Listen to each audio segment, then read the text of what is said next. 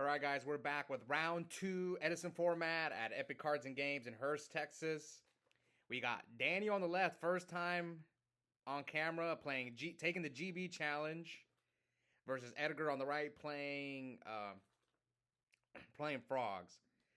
So yeah, Daniel actually found our local from the channel, so shout out to him. He was a little bit nervous to get on camera, but you know, I appreciate you coming on, man, because we had another guy, my locals, just refuses to be on camera recently. So Edgar's only been on the channel a few times, but he did win our tournament already. I think the first time he showed up won the tournament. Maybe Daniel could do the same thing. But unfortunately for Edgar, this is a horrible matchup for him. I know because I was a frog player for a while, and this is anytime I see GBs, it's like I cry a little bit. I cry inside. Anyway, here Edgar takes 700, so he had nothing to stop an attack, except maybe setting the econs in his hand, but again, he probably didn't know Danny was playing GBs.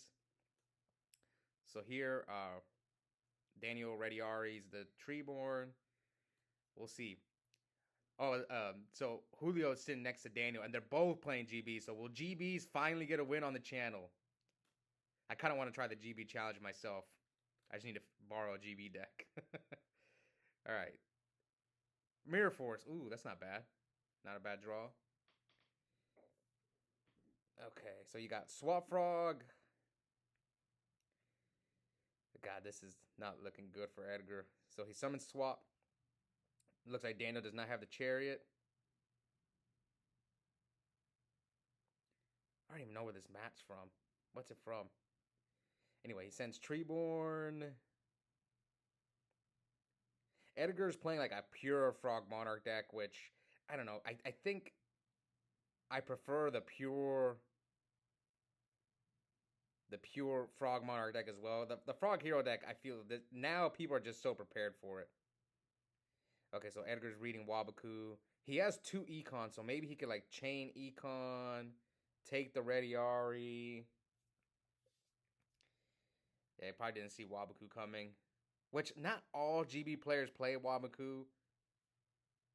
So I understand. So yeah, what can Edgar do? Yeah, he's reading it. I think his game plan was to switch the Rediari to defense mode and run it over with Swap Frog. So now you can try and take the Rediari to stop him from tagging out, but that does not seem, I don't know. I don't blame Edgar, man. I hate playing GBs with frogs.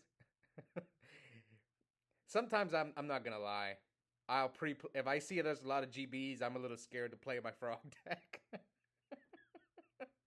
I'm like, if Julio shows up, and I'm like, oh no, Julio's here, I don't want to play my frog deck. Okay, anyway. Here, Edgar set the Mirror Force. Let's see what Daniel's gonna do. So summons Laquari, so he's gonna get wrecked by Mirror Force here. Oh, the 7 tools in the main deck. That's interesting. Is 7 tools better than Trap Stun? Maybe. It might be. I guess 7 tools is better because you can like 7 tools and still use your traps versus with Trap Stun. Let's say you Trap Stun like I don't know, and then you could Trap Stun Solemn. Maybe. I like it. So he Bestiaries, pops the Yada. Oh, he's main decking Yada. That's nice. I think he's main decking Upstart too, but yeah, now you're going to have to play him without Treeborn for the rest of the game.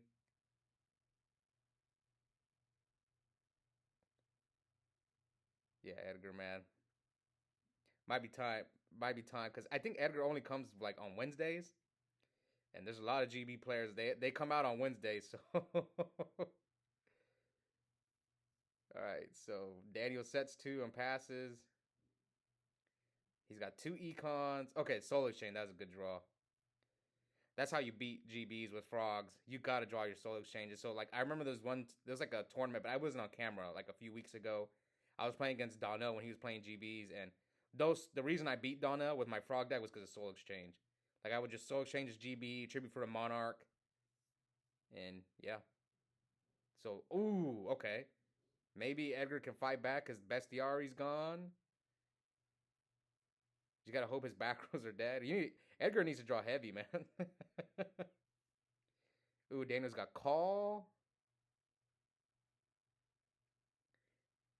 Let's see if he abuses that call. Because I used to think call was bad in GBs, but I'm actually changing my mind on that one. It actually might be pretty good in GBs. Because it gives him that extra summon. So yeah, it might be good in that deck. So he attacks.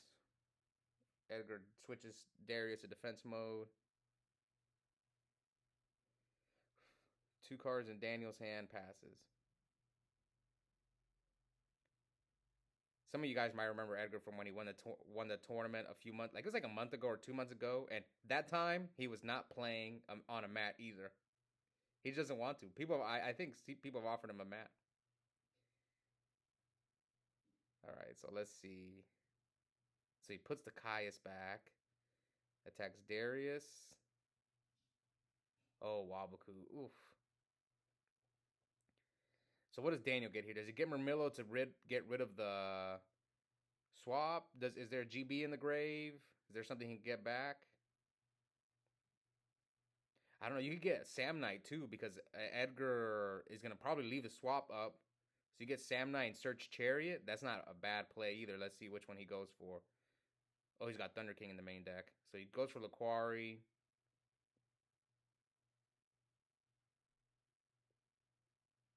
Isn't there Ready Ari in his graveyard? Yeah, so he had a lot of choices. He could have gone Sam Knight. He could have gone a Quest. Could have gone Murmillo, but oh, he's got Starlight Road and Call.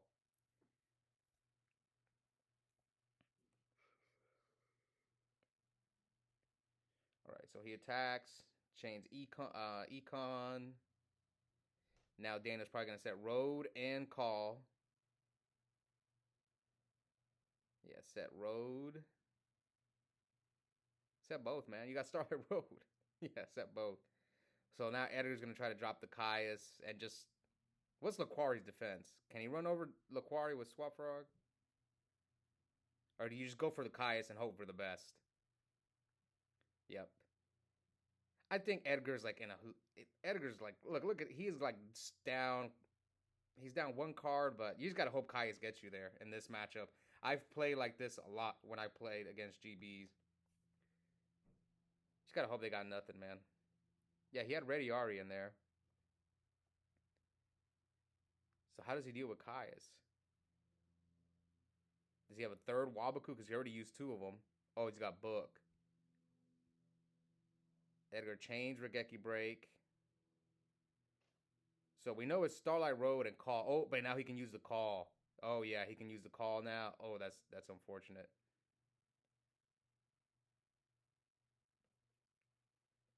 What's Kai? Kai is 1,000 defense, so whichever one you get doesn't matter. You're gonna run over the Caius. Yeah, attack Caius. And Ready Ari. So now, who do you get? Do you get Laquari? I think that's why he did this. But you get a quest and put the Laquari back in your hand. I think that's what you do. Yeah, okay, good play by Daniel. See, Daniel was scared to be on camera. Come on, man, you're doing fine. I get it. But you know what? One thing I was actually talking to my friends about playing on camera versus not playing on camera, and I've noticed this as well. When you're not on camera, you're willing to take more risks because you don't care, nobody's watching you. Versus when you're on camera, you play a little bit more cautious. You're kind of like, oh, I don't want to mess up. That's one thing I've noticed. Okay, so he top decked the Battle Fader.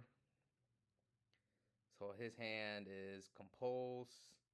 Not Compulse, sorry. Starlight Road and 2 other back row. Oh, no Monarch for Edgar, so this is not looking good.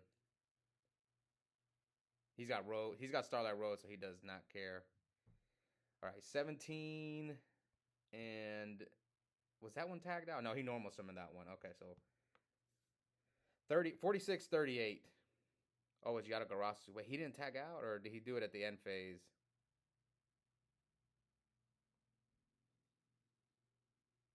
Or maybe they're still in battle phase. Okay, yeah, they're still in battle phase. So that's when he used the legacy. Do you Murmillo? I mean, what's the point of Murmillo already REing here? Unless you're afraid of him playing Frog Hero, that's.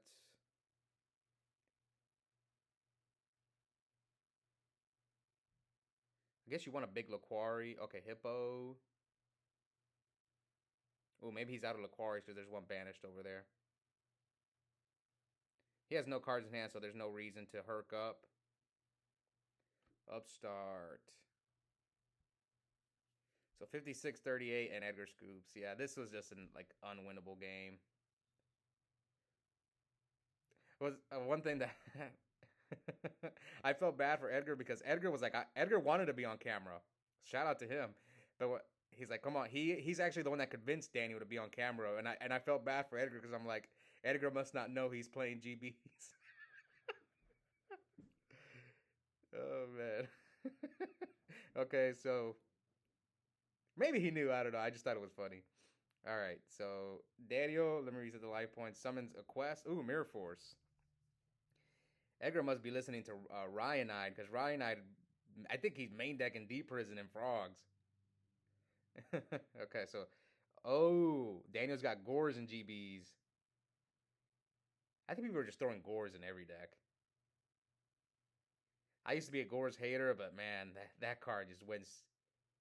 I see people. I see it win people games all the time. Even myself. There's been times I'm like, I think Gore sucks, but then it'll win me a game. Oh.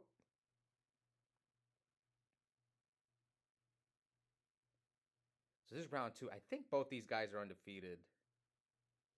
Or did they lose round 1? No, I'm pretty sure they're undefeated. Oh. He showed Torrential. Okay, so we know Daniel's got Torrential. And he set 7 tools.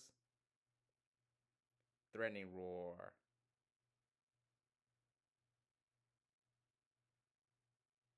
Man, it doesn't look like Edgar's drawing anything. And he's got Wabakutu and Bestiari. Does he go for the aggressive play? Oh, he's got 7 tools, so he doesn't really care what the trap card is. Okay, so he hits him for 12. He hits him for 12. 15. Okay, so he's attacking with then 17. I mean, why do you care about Gores? You're just going to pop it over Millo. I side out Gores as GBs.